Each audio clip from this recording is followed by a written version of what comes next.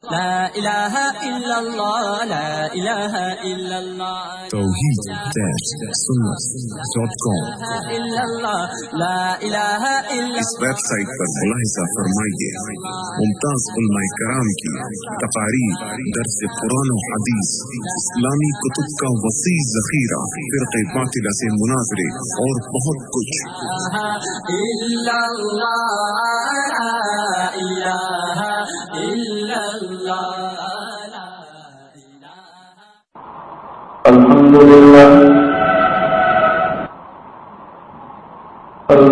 لله نحمده ونستعينه ونستغفره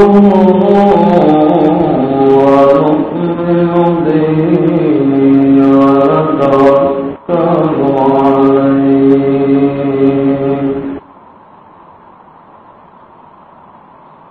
أما بعد فأعوذ بالله من الشيطان الرجيم. بسم الله الرحمن الرحيم.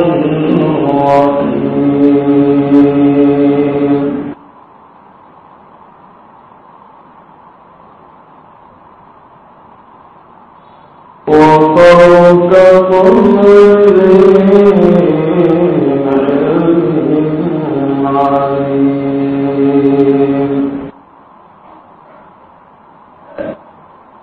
صدق الله العظيم.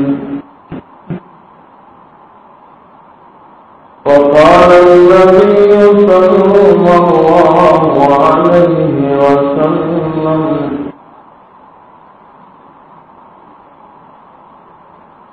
أفشوا السلام وأطعموا الطعام.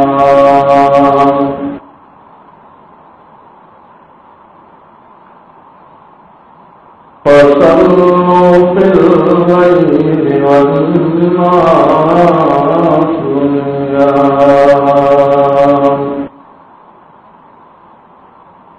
أو كما قال رسول الله صلى الله عليه وسلم: نقش قدم نبی کے جنت کے راستے، نقش قدم نبی کے جنت کے راستے، اللہ سے ملاتے ہیں یہ سنت کے راستے. إِنَّ اللَّهَ وَمَلَائِكَتَهُ يُصَلُّونَ عَلَى النَّبِيِّ يَا أَيُّهَا الَّذِينَ آمَنُوا صَلُّوا عَلَيْهِ وَسَلِّمُوا تَسْلِيمًا.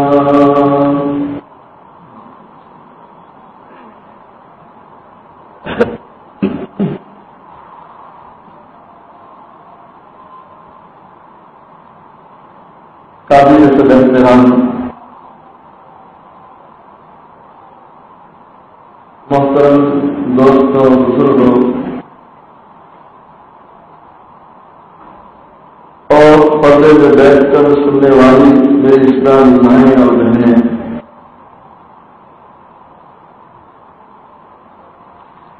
ایک صحابی رضی اللہ تعالی عنہ نقل کرتے ہیں کہ میں پہلی مرتبہ مدینہ منورہ پہنچا، اللہ کے نبی صلی اللہ علیہ وسلم کی زیارت ہوئی، ملاقات ہوئی. جیسے نبی پاک صلی اللہ علیہ وسلم کی ملاقات ہوتی ہے،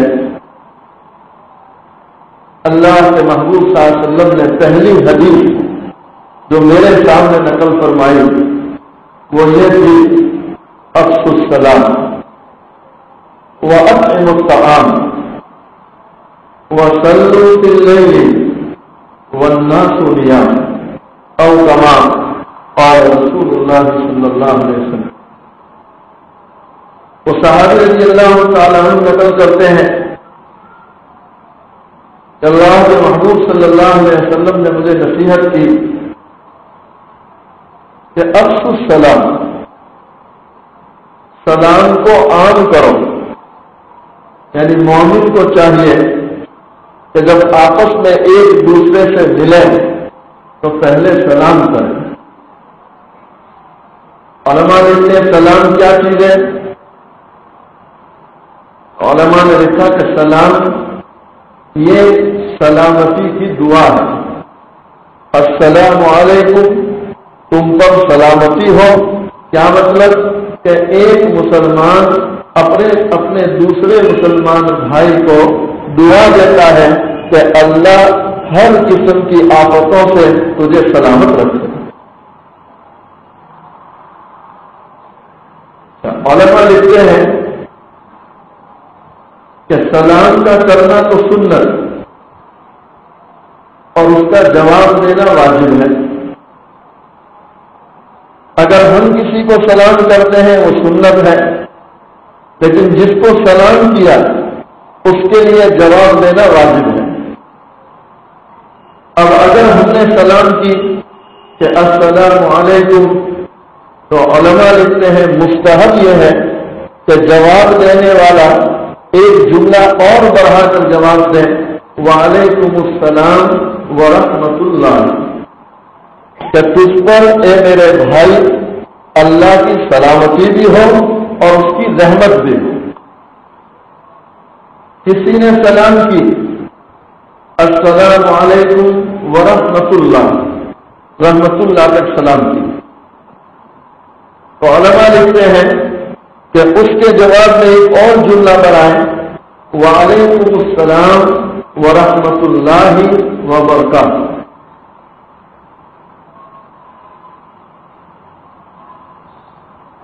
یہ سلام کا جواب، وعلیکم السلام ورحمۃ اللہ وبرکاتہ. اب اس کے آگے بعض لوگ جو اضافہ کر دیتے ہیں کہ وعلیکم السلام ورحمۃ اللہ وبرکاتہ ومغفرتہ، پھر بعض لوگ اور بھی آگے بڑھاتے ہیں کہ وَأَدْخِلْهُ فِي الْجَنَّةِ، اللہ تجھے جنت میں داخل کرے. علماء لکھتے ہیں یہ سنت سے اضافہ ہے. اللہ کے نبی صلی اللہ علیہ وسلم کی سنت ورحمۃ اللہ وبرکاتہ، یہ سنت ہے. اس سے آگے انسان اپنی طرف سے اضافہ کر رہا ہے اور اس اضافے کی شریعت میں گنجائش نہیں ہے. سلام کی کتنی اہمیت کہ ایک اور جگہ پر علماء نے لکھا کہ اللہ کے نبی صلی اللہ علیہ وسلم نے فرمایا السلام قبل الکلام، کہ دو مسلمان بھائی ملے تو پہلے سلام کریں پھر کلام کریں. السلام قبل الکلام، کہ آپس کی بات چیت سے پہلے سلام کرنا چاہیے. بعض ساتھی شکایت کرتے ہیں کہ ہم تو سلام کرتے ہیں لیکن سامنے والا جواب ہی نہیں دیتا.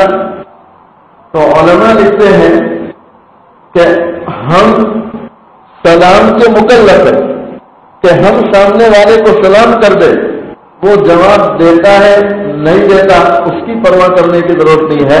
اور کتابوں میں اللہ کے نبی صلی اللہ علیہ وسلم نے فرمایا، جو علماء نے کتابوں میں لکھا ہے کہ جب کوئی سلام کرتا ہے اور سامنے والا جواب نہیں دیتا تو اللہ کی طرف سے ایک فرشتہ متعین ہوتا ہے جو اس کے بدلے میں سلام کا جواب دیتا ہے.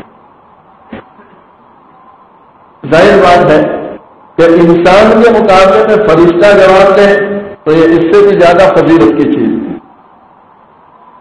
ایک اور حدیث میں اللہ کے نبی صاحب نے فرمایا البادئ بالسلام بریء من الکبر، کہ سلام میں ابتدا کرنے والا یعنی سلام میں پہل کرنے والا کبر سے بری ہوتا ہے۔ جو متواضع ہوتا ہے، عاجزی کرنے والا، تواضع کرنے والا، علماء لکھتے ہیں یہ سلام میں ابتدا کرتا ہے، یعنی یہ پہلے ہی سلام کر دیتا ہے، سامنے والے کے سلام کا انتظار نہیں کرتا۔ تو وہ صحابی رضی اللہ تعالیٰ عنہ نقل کرتے ہیں کہ جس نے اپنے بھائی کو ملنا ہے پہلی ملاقات، اللہ کے نبی صلی اللہ علیہ وسلم کی نصیحت ہے کہ افشوا السلام، آپس میں سلام کو عام کرو، اپنے بھائی کو سلام کرو۔ دوسری نصیحت فرمائی وَأَطْعِمُوا الطَّعَامَ، آپس میں ایک دوسرے کو کھانا کھلایا کرو۔ حدیث کی کتابوں میں آتا ہے اللہ کے نبی صلی اللہ علیہ وسلم نے فرمایا کہ اگر کوئی اپنے بھائی کو حلال روزی سے افطار کرائے، اللہ تعالیٰ اس کے تمام گناہوں کو معاف کر دیتے ہیں۔ جب یہ حدیث نقل کی تو صحابہ کرام رضوان اللہ علیہ اجمعین نے فوراً سوال پوچھا یا رسول اللہ صلی اللہ علیہ وسلم،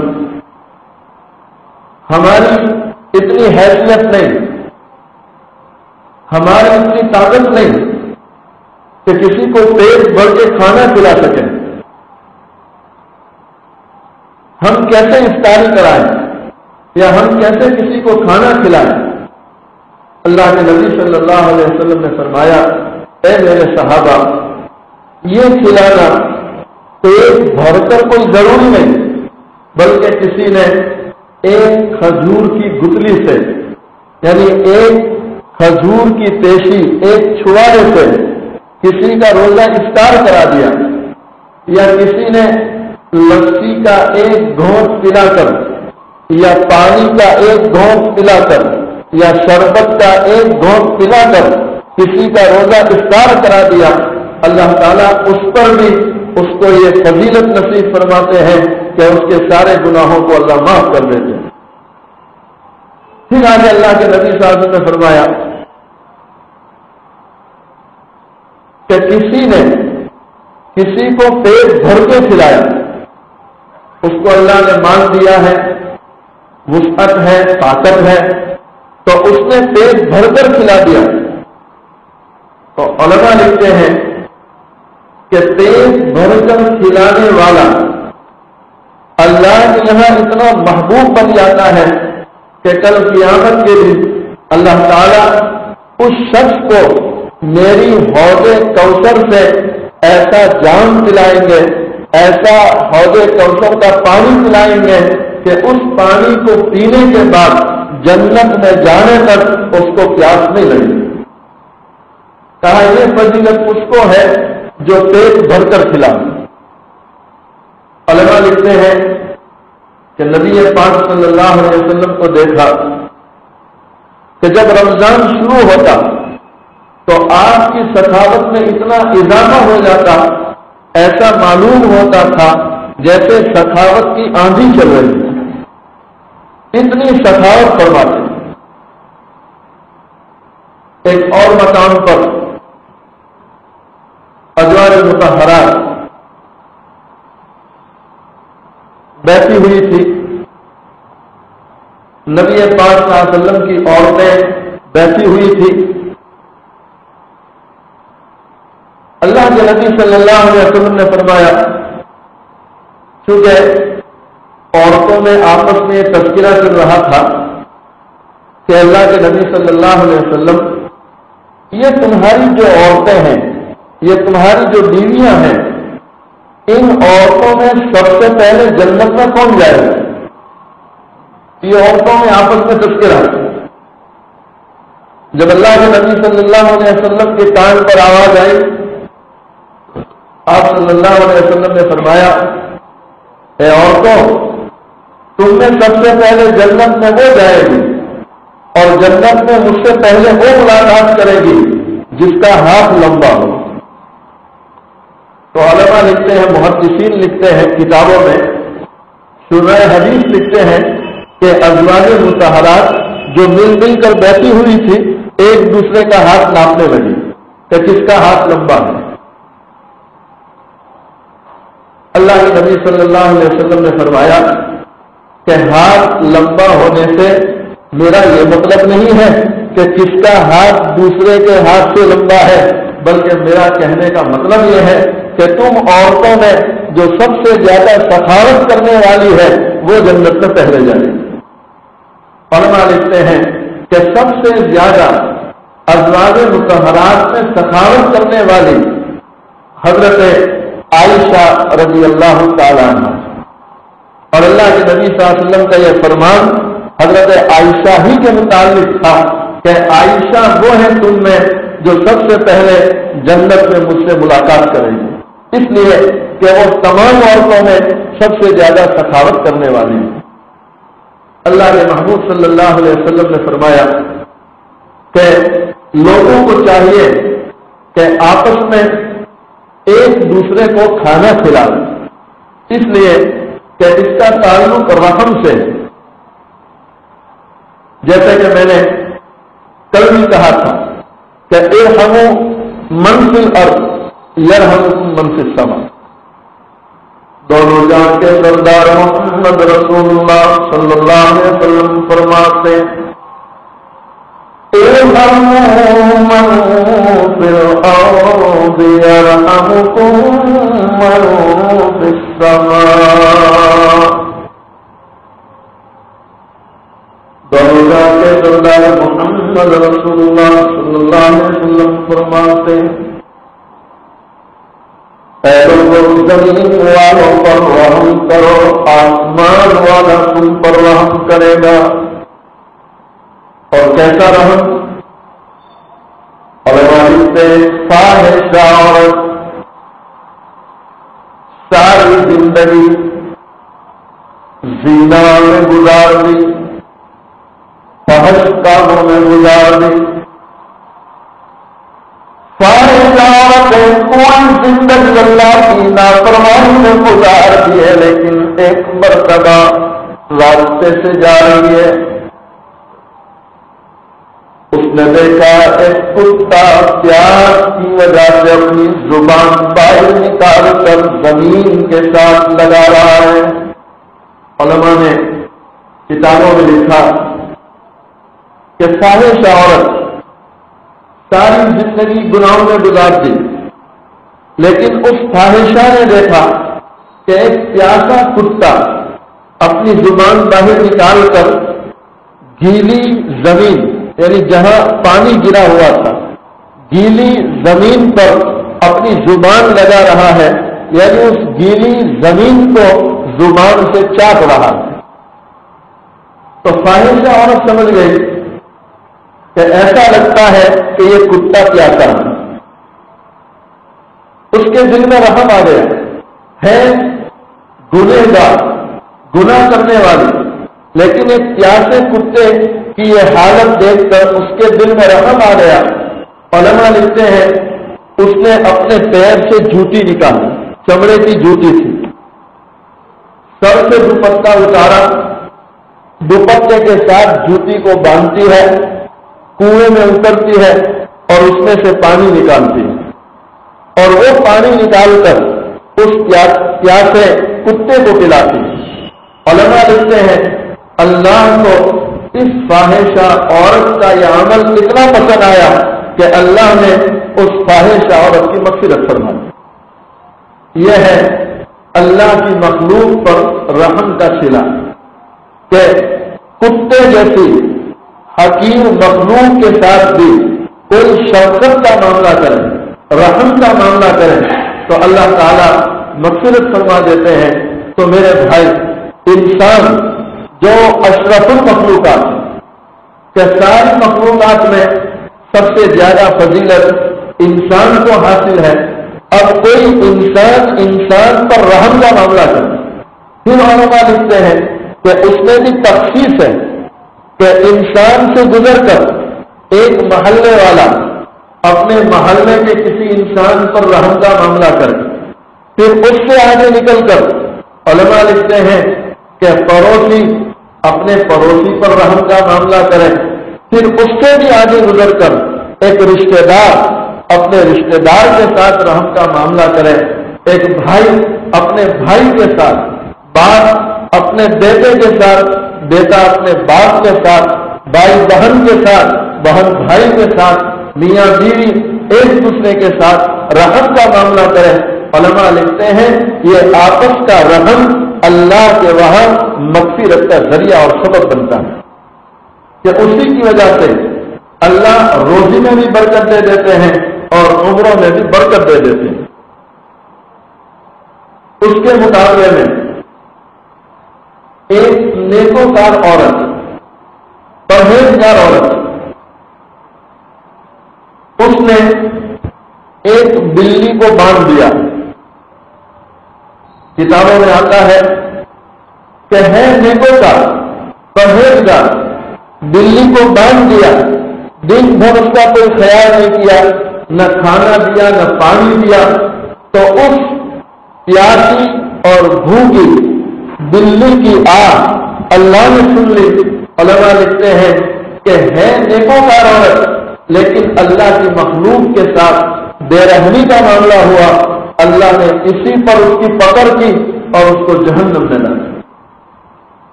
اللہ کے نبی صلی اللہ علیہ وسلم نے دوسری نصیحت فرمائی، وَأَطْعِمُوا الطَّعَامَ، آپس میں کھانا کھلایا کرو، کہ یہ آپس میں کھانا کھلانا یہ مغفرت کا بھی ذریعہ ہے اور محبتوں کے بڑھنے کا بھی ذریعہ ہے۔ تیسری نصیحت فرمائی، وَصَلُّوا فِي اللَّيْلِ، کہ رات کو نماز پڑھا کرو۔ کس حال میں؟ تو اللہ کے محبوب صلی اللہ علیہ وسلم نے فرمایا، وَالنَّاسُ نِيَامٌ، اس حال میں کہ لوگ سوئے ہوئے ہو اور تم اللہ کے سامنے کھڑے ہو، اللہ کو یاد کرتے ہو۔ حضرت مولانا وسیع اللہ الہ آبادی رحمۃ اللہ فرماتے ہیں کہ رات کے آخری پہر میں کچھ دولت تقسیم ہوتی ہے، رات کے آخری پہر میں کچھ دولت تقسیم ہوتی ہے، جو جاگتا ہے وہ تو پاتا ہے اور جو سوتا ہے وہ کھوتا ہے۔ یہ حضرت مولانا وسیع اللہ الہ آبادی رحمۃ اللہ فرماتے ہیں۔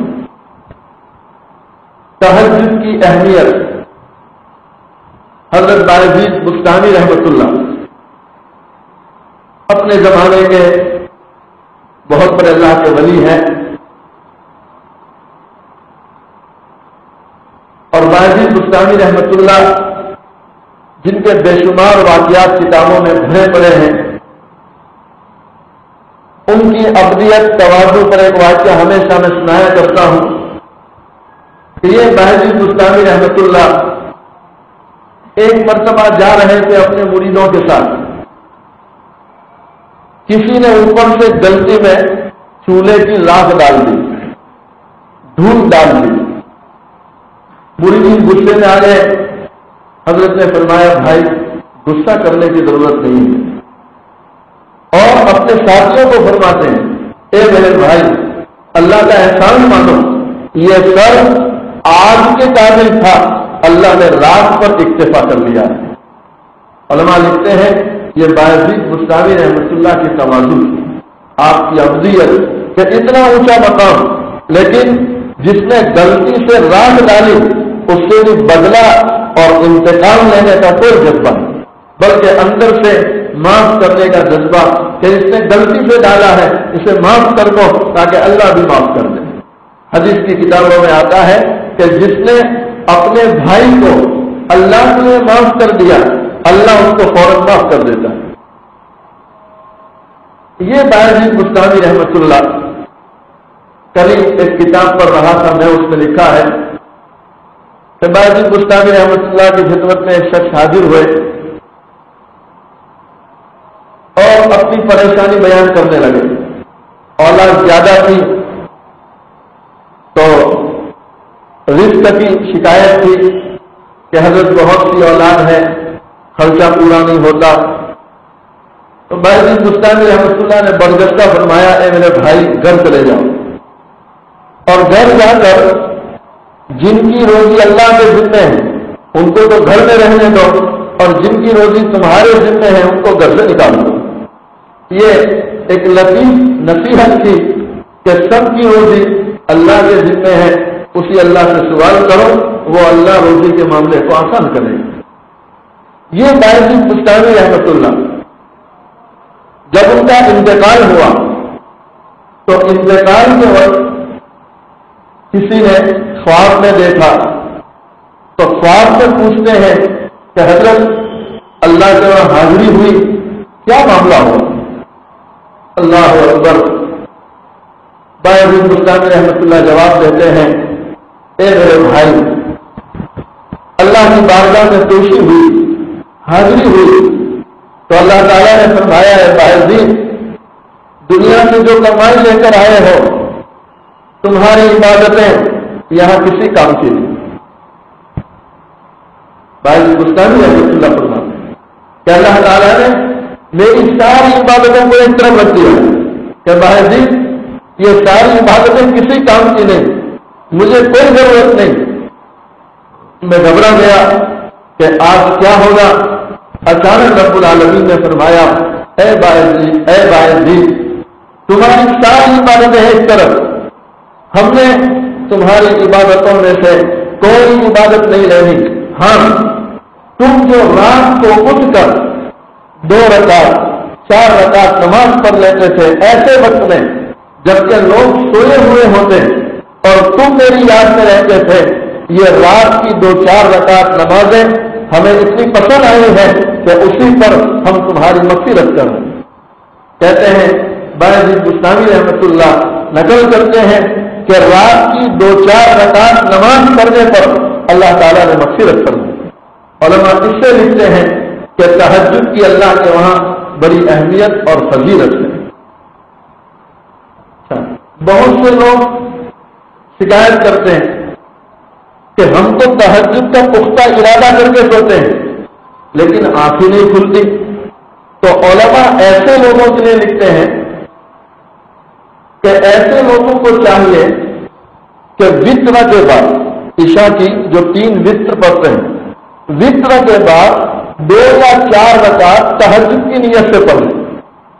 اگر تہجد میں آنکھ کھل جائے تب تو تہجد پڑھ لیں، اور تہجد میں آنکھ نہ کھلے تو اللہ تعالیٰ یہ رات کو پڑھی ہوئی 2-4 رکعت اسی پر تہجد کا اجر و ثواب دے دیتے ہیں. جیسے حضرت مولانا صاحب وسیم اللہ رحمۃ اللہ فرماتے ہیں کہ بہت سے لوگوں کا مزاج ہوتا ہے کہ کھائیں گے تو گھی سے، کھائیں گے تو گھی سے، ورنہ جائیں گے گھی سے. تو کہا یہ مزاج ٹھیک نہیں، وقت پر جو مل جائے اس کو کھا لیں. کیا مطلب کہ عشاء کے بعد ہی اگر توفیق ہوتی ہے تو 2 رکعت پڑھ لیں. ہاں، تہجد میں اللہ توفیق دے دے تو پھر اس وقت بھی پڑھ لیں. لیکن اچھا، علماء نے کتنا آسان کر دیا. جیسے اس وقت ماحول ہے جب اس تراویح پڑھ کے اتنے تھک جاتے ہیں کہ لوگ تراویح پڑھ کے سیدھا بستر تلاش کرتے ہیں، اور بعضوں کا حال تو ہے کہ چارپائی پر بھی نہیں چڑھتے، گھر میں فرش بچھا ہے تو اسی پر سو جاتے ہیں کہ بستر پر بعد میں جائیں گے، ابھی یہی پہلے پیر سیدھے کر لیں، کمر سیدھی کر لیں.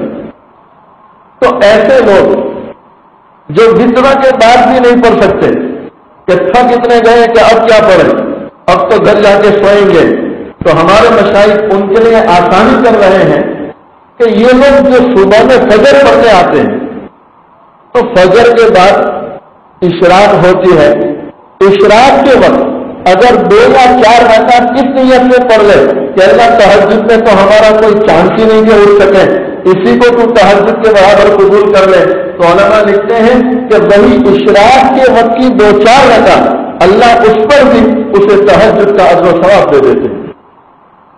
اللہ تعالی ہمیں اس پر بھی عمل کرنے کی توفیق نصیب فرمائے. عرض یہ کر رہا تھا، علماء نے لکھا کہ رب العالمین تہجد کے وقت میں یعنی رات کے آخری پہر میں سمائے دنیا پر آتے ہیں، یعنی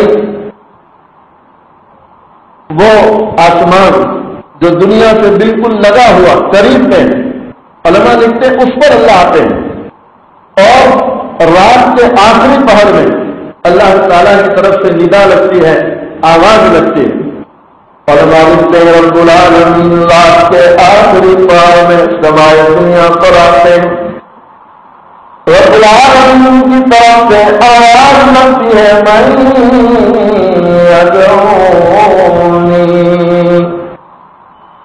کون ہے جو مجھے پکارتا ہوں، میں اس کی پکار سننے کے لیے تیار ہوں۔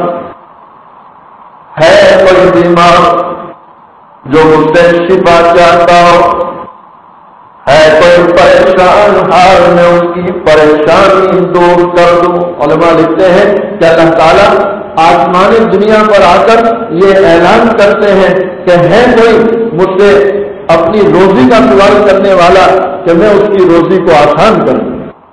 ایک شاعر نے بندوں کی حالت دیکھ کر بڑی اچھی بات کہی، بے نیاز دیکھ کر بندے کی کہتا ہے کریم، بے نیاز دیکھ کر بندے کی کہتا ہے کریم، دینے والا دے کسے کوئی کرتے دعا ملتا نہیں۔ رب العالمین تو ہر ایک اپنے بندوں کو نوازنا چاہتے ہیں، لیکن کوئی ماننے والا نہ ہو۔ وہ رب العالمین جو آسمان دنیا پر آ کر اعلان فرماتے ہیں کوئی مجھ سے ماننے والا، اور لوگوں کو سنا وہ رب جو خود ہدایت کے اسباب بھی بننے کے لیے اپنی طرف سے تلاش کر کے رکھتا ہو۔ اللہ اللہ علماء لکھتے ہیں کہ وہ اللہ جو بندوں پر اتنا مہربان ہو کہ بندوں کی ہدایت کے اسباب کی خود تلاش کرے۔ علماء نے لکھا ہمارے بزرگوں میں ایک بہت بڑے اللہ کے ولی ہو گئے ابراہیم ابن ادہم رحمۃ اللہ، بہت بڑے اللہ کے ولی ہو گئے۔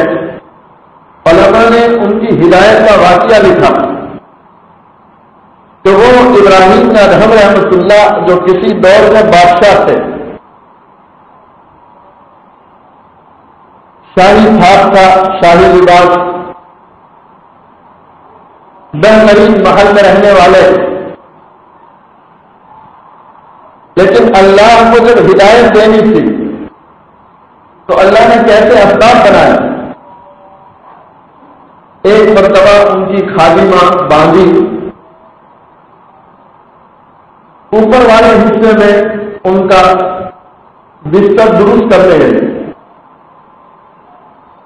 جب خادمہ اوپر گئی اور بستر کو درست کر رہی تھی تو نرم و نازک گدا، بہترین چادر، یہ ساری چیزیں دیکھ کر باندھی کے دل میں خیال آیا کہ بڑا نرم بستر ہے، لاؤ تھوڑی دیر سو کر دیکھو کیسی نیند آتی ہے۔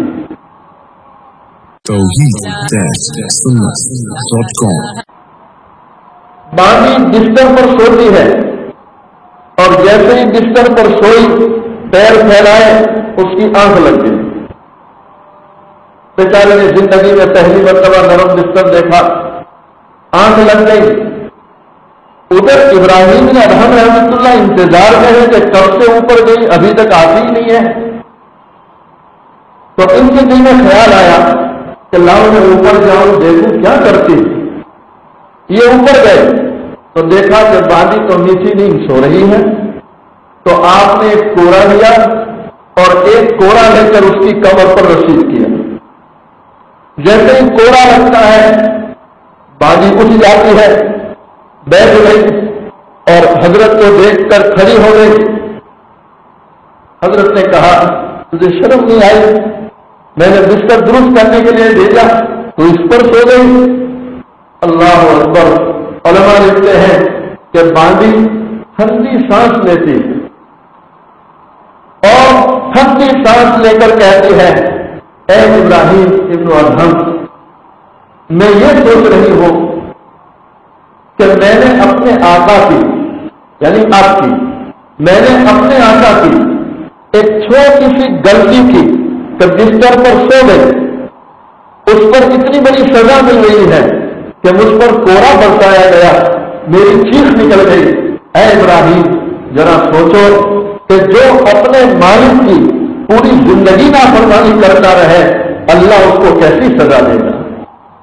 کہتے بس یہ جملہ نکلنا تھا باندی کی زبان سے کہ ابراہیم ابن ادہم رحمۃ اللہ کے دل پر چوٹ لگ گئی کہ واقعی میں اے باندی تو نے چھوٹی سی غلطی کی، میں نے تجھ پر کوڑا برسایا، تو میں تو اپنے مالک کی پوری زندگی نافرمانی کرتا چلا آیا، کل قیامت کے دن اپنے مالک کو کیا جواب دوں گا۔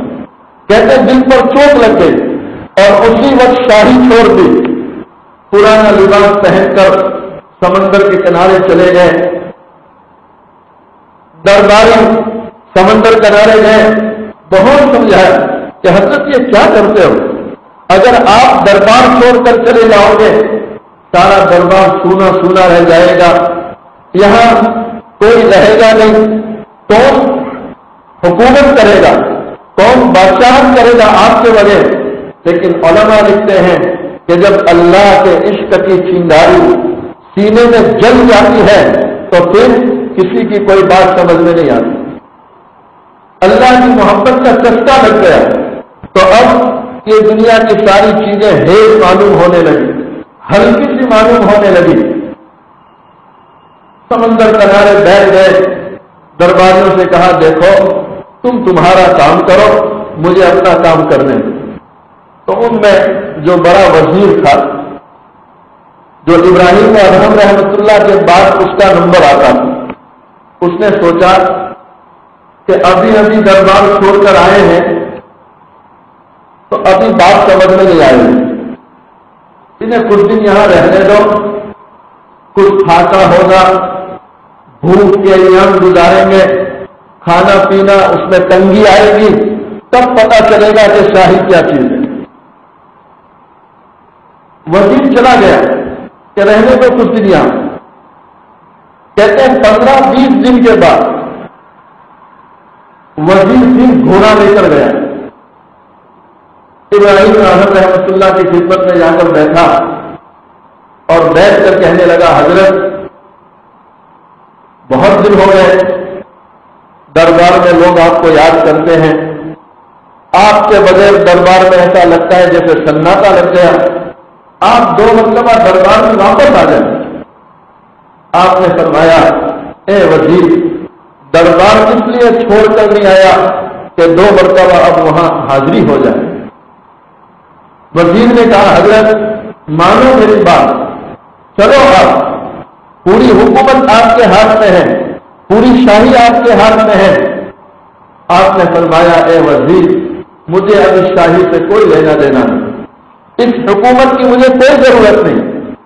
وزیر اصرار کرتا رہا تو حضرت کے دل میں خیال آیا کہ یہ بیچارہ وزیر، اسے اللہ کی محبت کسے کہتے ہیں، اللہ کی محبت کیا ہوتی ہے، اللہ کی معرفت اور اس کا نور کیا ہوتا ہے، یہ بیچارہ کیا جانے، اسے کچھ میسر ہی نہیں ہے۔ تو حضرت نے سمجھانے کے لیے اس کو کہا کہ اے وزیر دیکھ یہ جو میں گدری سی رہا ہوں، آپ ایک گدری سی رہے تھے سوئی اور داغے سے، آپ کے ہاتھ میں سوئی تھی، اس سوئی کو لے کر آپ نے سمندر میں پھینک دیا۔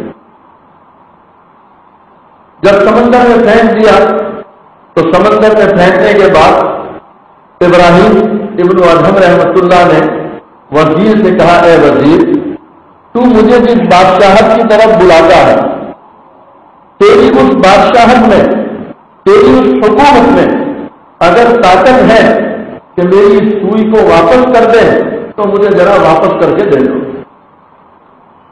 وہ بیچارہ ہکا بکا رہ گیا تو ایسی حکومت کہاں سے لائے کہ سمندر سے سوئی تلاش کر کے واپس کر دے، یہ ان کی سمجھ کی بات نہیں تھی۔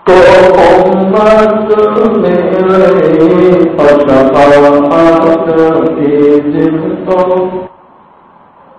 اجازت میرے اس نبی کی نوت پہ بےحد سلام مصطفیٰ شان رحمت پہ بےحد سلام تبلیغ حق جو تعریف گئے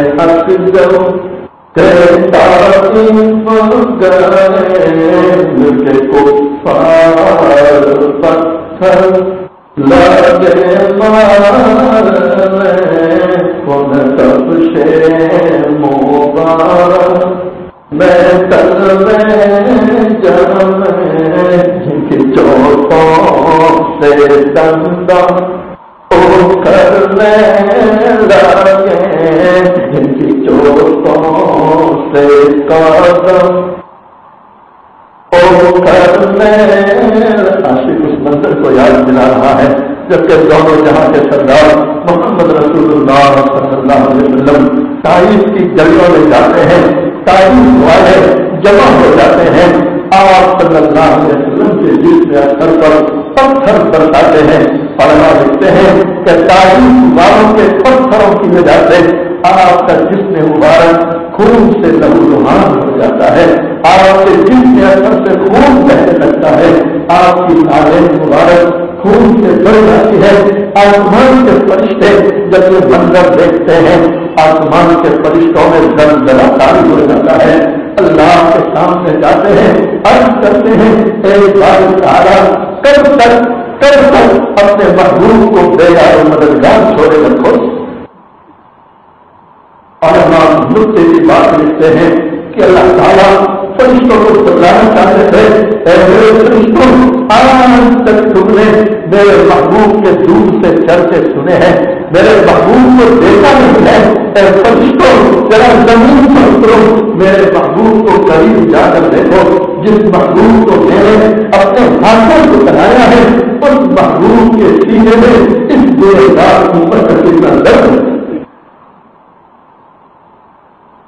اللہ لکھتے ہیں فرشتے زمین پر آتے ہیں، جبرائیل علیہ السلام سلام کرتے ہیں، نبی پاک صلی اللہ علیہ وسلم جواب دیتے ہیں، جبرائیل عرض کرتے ہیں یا رسول اللہ صلی اللہ علیہ وسلم یا آسمان کے فرشتے ہیں جن کے ہاتھوں میں پہاڑ کا نظام ہے، اے اللہ کے محبوب صلی اللہ علیہ وسلم اللہ نے اجازت دیتی ہے، بس آپ کی اجازت پر موجود ہے، آپ اجازت دے دیں تاکہ تعلیم والوں کو ان کو پہاڑوں کے درمیان اس طرح کلر کر دیا جائے جیسے چکی کے دو پاس کے بیچ میں اناج کو پیس دیا جاتا۔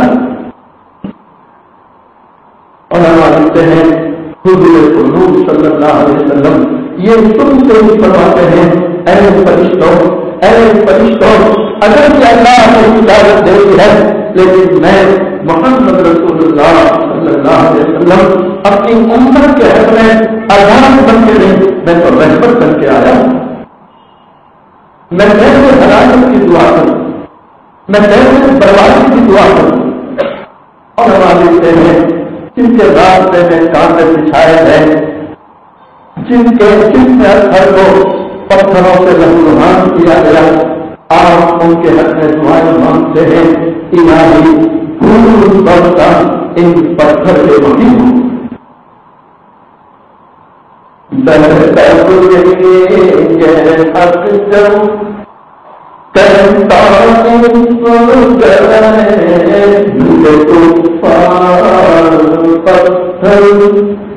لگے خود کب سے مبارک میں تک میں جان جن کی چوٹوں سے قدم کرنے لگے ان کے حق میں دعا، ان کے حق میں دعا کرنے لگے، ان کے حق میں دعا کرنے ان کو اپنی صورت سے کوتا میرے مولا کسی کا نہیں میرے مولا کسی کا نہیں اس قدر مورا اس قدر مورا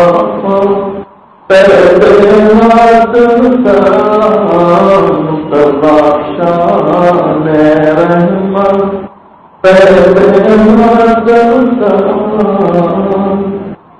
اللہ تعالیٰ کہنے سننے سے زیادہ عامل توفیق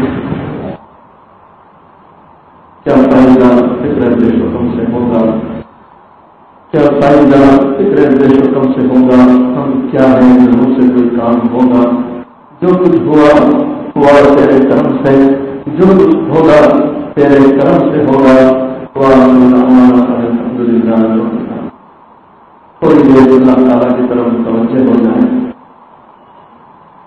کی آنکھوں کو بند کر لیں گردنوں کو جھکا لیں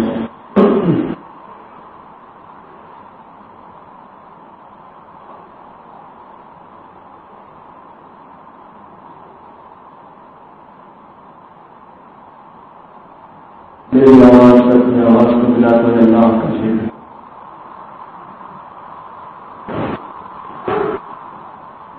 اللہ کی شوکت کو لے کر بیٹھے ہیں اس کی تحریر پر آ کر بیٹھے ہیں اپنے حقیقی مالک کا نام لے کر اسے یاد کرنا ہے تاکہ اللہ کرنے کی برکت سے ہمارے دلوں میں اس مالک کی سچی محبت پیدا ہو جائے لا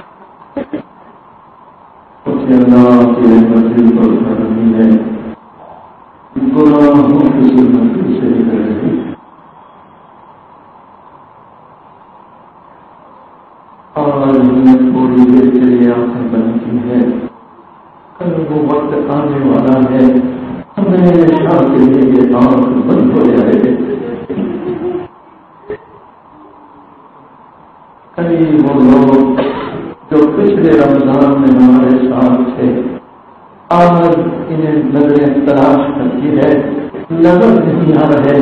اللہ کے بندو، اللہ کا احسان سمجھو، اس مالک نے یہ عظیم مہینہ ہم کو دیا ہے، کیا پتا آئندہ ہمیں نصیب کی ہوتا ہے یا نہیں ہوتا.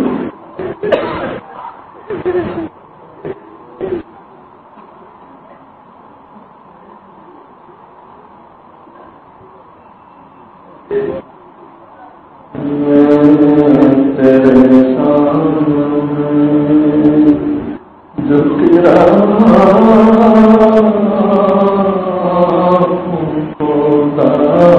میں، تیرے سامنے تیرے سامنے میں، تیرے سامنے جو تیرا خدا میرا تو نہیں، اللہ تیرے سوا، اللہ تیرے سوا، اللہ تیرے سوا. میں گنہگار ہوں، میں سیاکار ہوں، میں خطاکار ہوں، میں سزاوار ہوں. اللہ کے بندو، اللہ تو بارش کے قطروں سے ماری ہم گنہگاروں پر اپنی نعمتیں برساتا ہے. ہم ہی گنہگار ہیں، قدم قدم پر اسے ناراض کر رہے ہیں.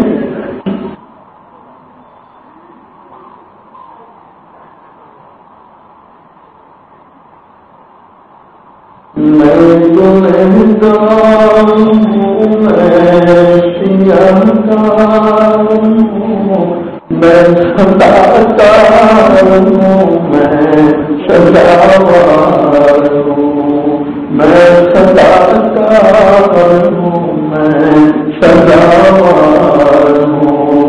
میں سجدوں میں تیری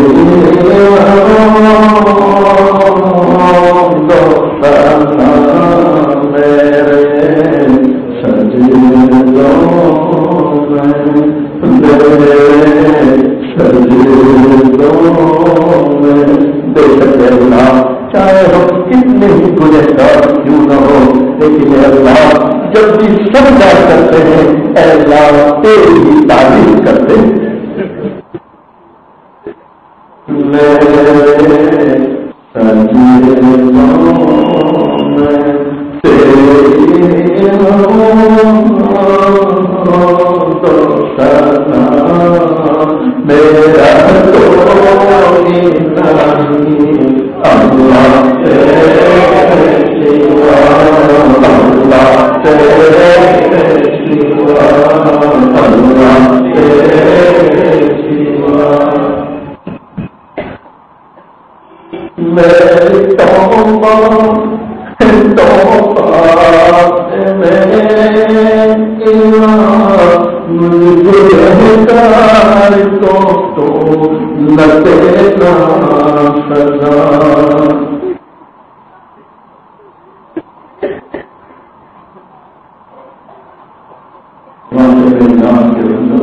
ہم نے کئی مرتبہ توبہ کی ہے، توبہ کر کے تو اتارتے ہیں، توبہ کر کے تو اتارنا ہماری عادت بن چکی ہے.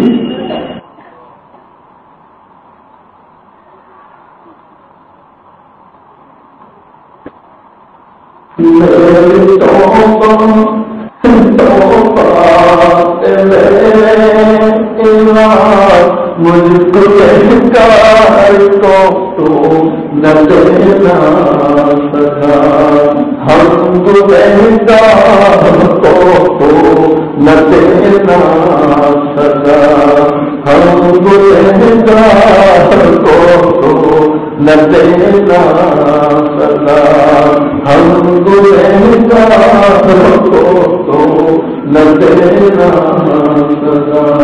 میری آنکھوں کو سو لے تیرا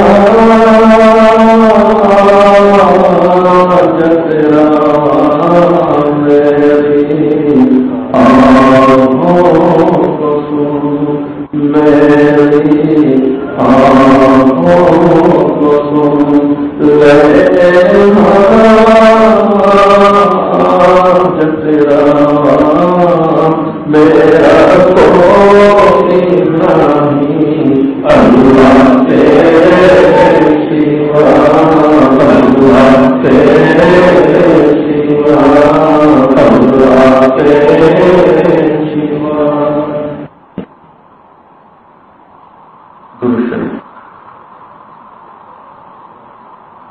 بسم اللہ الرحمن الرحیم. سبحان اللہ بحمدہ، سبحان اللہ العظیم. اللهم صل على سيدنا محمد وعلى آل سيدنا محمد وبارك وسلم. يا أرحم الراحمين، يا أرحم الراحمين، يا أرحم الراحمين، يا أكرم الأكرمين، يا حنان، يا منان، يا غفار، يا ستار، يا رحمن يا رحيم، يا رحمن يا رحيم، يا رحمن يا رحيم، يا حي يا قيوم، یا حی یا قیوم، یا حی یا قیوم. اے اللہ بڑے مقدس آپ کے نام ہیں، بڑے پاکیزہ آپ کے نام ہیں. اے اللہ یہ زبانیں ہماری گندی ہو چکی ہے. اے اللہ یہ زبانیں کالی نہیں ہے کہ ان گندی زبانوں سے تیرا پاک نام لیا جائے، لیکن اے اللہ ان گندی زبانوں میں تیرا نام نہ تو کس کا نام ہے کہ تیرے سوا کوئی ہمارا معلوم نہیں ہے، کوئی خالق نہیں ہے، کوئی معلوم نہیں ہے.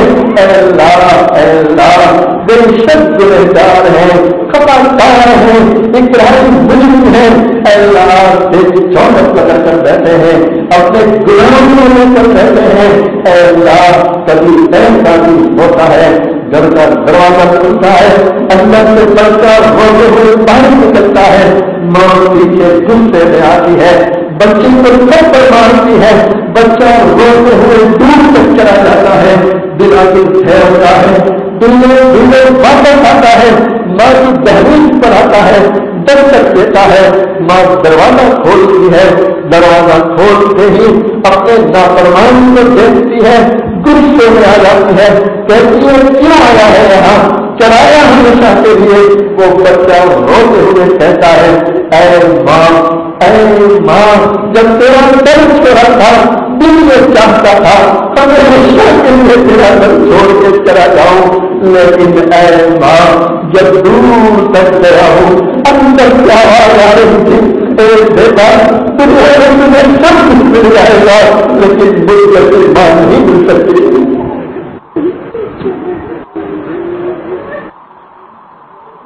اللہ ماں ہوتی ہے، یہی تو وہ ماں ہے کہ بچہ پیشاب کر دے، ماں پیشاب میں سو جاتی ہے، بچے کو سوکھے میں سلاتی ہے.